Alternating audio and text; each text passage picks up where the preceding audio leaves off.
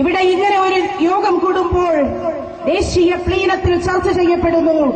പശ്ചിമ ബംഗാൾ തിരിച്ചുപിടിക്കണം CPM-ന്. എങ്ങനെയാ തിരിച്ചുപിടിക്കുക?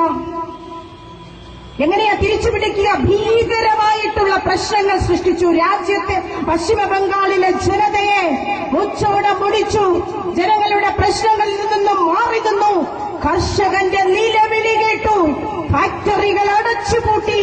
പാവപ്പെട്ടവൻ വഴിയാധാരമായപ്പോഴാണ് ജനത തിരിച്ചു ചിന്തിച്ചത്. ഇപ്പൊ പശ്ചിമ ബംഗാൾ കഴിയുന്നുപോയി CPM-ന്. എപ്പോ വേണമെങ്കിലും കേരളത്തിന്റെ അവസ്ഥയും പേരില്ലാതാക്കുന്ന അവസ്ഥയിലേക്ക് എത്തി നിൽക്കുന്നു. അവിടെ ചർച്ച ചെയ്യുന്നു. കുഴപ്പമില്ല,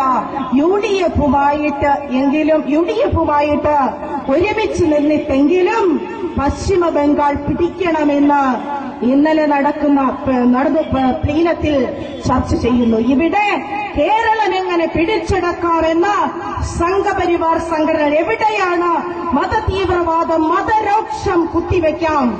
എങ്ങനെയാണ് ഇവിടെ ഒരു വർഗീയ കലാപം സൃഷ്ടിച്ചുകൊണ്ട് കേരളത്തിലെ ജനതയെ മതാന്തതയിൽപ്പെടുത്തിക്കൊണ്ട് എങ്ങനെയെങ്കിലും വർഗീയതയിൽ ഈ നാടിനെ കൊണ്ടെത്തിച്ചിട്ട് എങ്ങനെയാണ് BJP-യെ അധികാരത്തിൽ കയറ്റുക എന്ന പരിവാർ സംഘടനകൾ. അതുകൊണ്ടാണല്ലോ പരിവാരത്തിന്റെ ഏറ്റവും മുതിർന്ന നേതാവ് കുമ്മനം രാജശേഖരനെ കേരളത്തിന്റെ BJP-യിലേക്ക് ആനയിച്ചു കൊണ്ടുവന്നത്. പോരാഞ്ഞിട്ടോ നമ്മുടെ കേരളം നവോത്ഥാന മൂല്യങ്ങളുടെ ഈറ്റില്ലമായ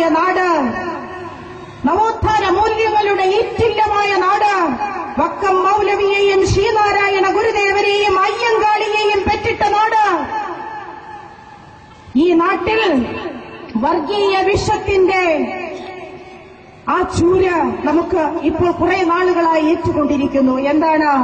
ഒരു സാമുദായിക സംഘടനയുടെ നേതാവ് കേരളത്തിൽ ഒരു യാത്ര നടത്തി. ഭീകരമായ വർഗീയ വിഷം ചീറ്റി. പെരുമ്പാമ്പിനേക്കാൾ ഭീകരമായിട്ടുള്ള വർഗീയ വിഷം ഈ കേരളത്തിന്റെ മണ്ണിൽ ചീറ്റി ആരാണ്?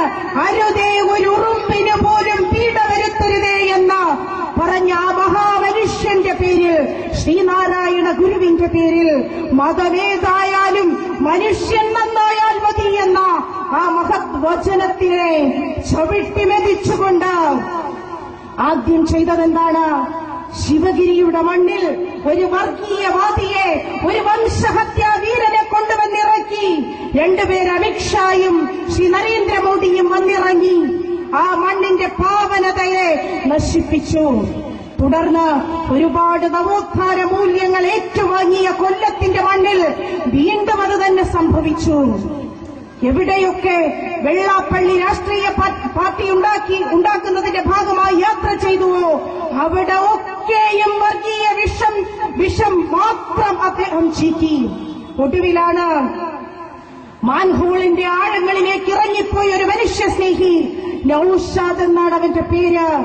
മാനവികതയെ ജീവിതത്തിലേക്ക് ആവാഹിച്ച പാവം മനുഷ്യൻ സ്വന്തം സഹോദരൻ ആ മാൻഹോളിലേക്ക് ഒരു മനുഷ്യനെ സ്വന്തം സഹോദരനായി കണ്ടുകൊണ്ട് മരണത്തിന്റെ ആഴക്കയത്തിലേക്ക് ഇറങ്ങിച്ചെന്നപ്പോൾ കൈപിടിച്ചുയർത്താൻ ചെന്ന ആ വലിയ മനുഷ്യനും മാൻഹോളിന്റെ മരണക്കയത്തിലേക്ക് താണുപോയപ്പോൾ ജാതിയും മതവും പറഞ്ഞ് പ്രസംഗിച്ച ശ്രീനാരായണ ഗുരുദേവന്റെ പിൻഗാമിയെന്ന് സ്വയം അവകാശപ്പെടുന്ന വെള്ളാപ്പള്ളിയെ കൂട്ടുപിടിച്ചുകൊണ്ട് സംഘപരിവാർ സംഘടനകൾ ജൈത്രയാത്ര തുടരുന്ന കേരളത്തിലാണ് 4 കൊല്ലങ്ങൾക്ക് മുൻപ് മൂല്യാധിഷ്ഠിത രാഷ്ട്രീയത്തെ, ക്ഷേമരാഷ്ട്രത്തെ സ്വപ്നം കണ്ടുകൊണ്ട് വെൽഫെയർ പാർട്ടി ഓഫ് ഇന്ത്യ എന്ന പ്രസ്ഥാനം